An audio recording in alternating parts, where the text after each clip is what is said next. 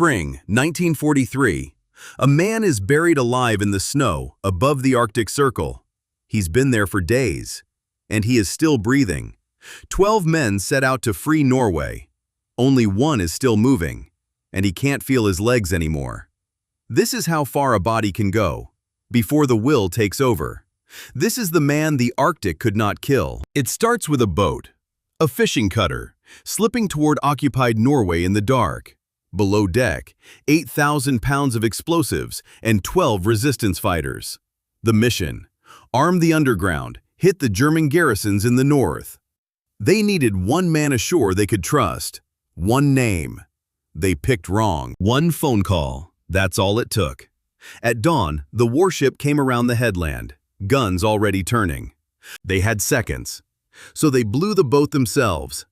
8,000 pounds of explosives against the mountains. You could hear it for miles. The blast threw him into the sea. 4 degrees above freezing. He swam for shore through machine gun fire, one boot gone to the current. Behind him, his friends, captured. Ahead of him, 400 miles of mountains. He was the only one who reached the rocks, soaking wet, alone. And the hunt was already on. No map, no food, no dry clothes. One direction, east, toward Sweden. And the cold went to work. The mountains tried to finish what the Germans started. Frostbite took his feet. He walked on them anyway. The glare off the snow burned his eyes blind. He crossed a mountain range he couldn't see, and then the mountain came down on top of him. Buried.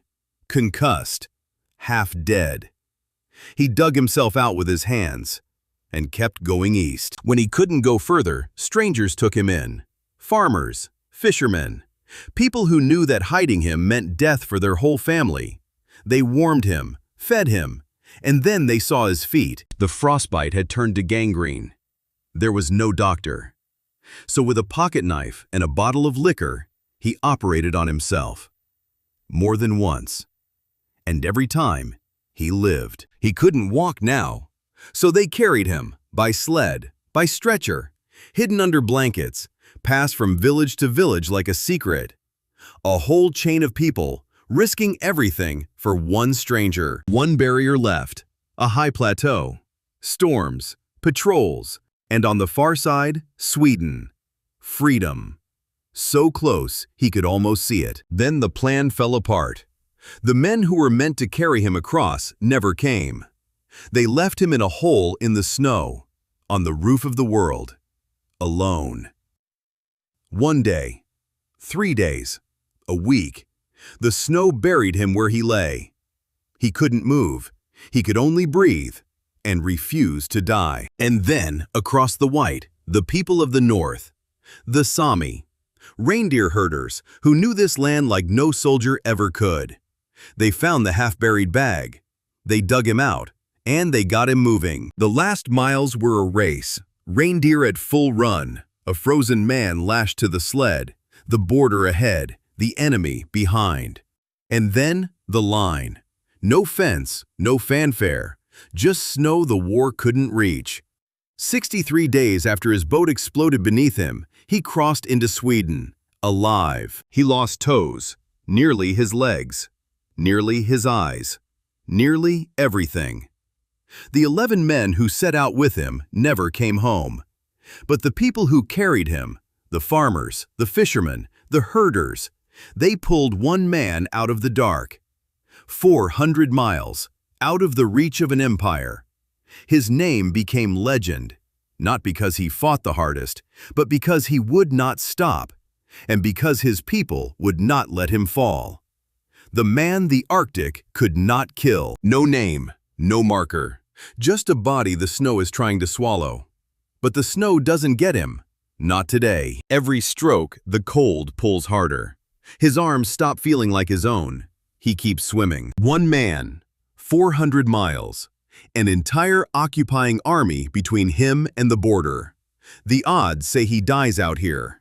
The odds are about to be wrong. No sun, no shadow, no up, no down, just white in every direction.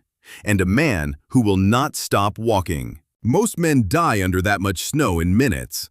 He claws upward, toward a light he can barely see, hand to hand, house to house. Nobody asks his name. They just keep him moving and keep him hidden. The storms come. The storms go. He stops counting the days.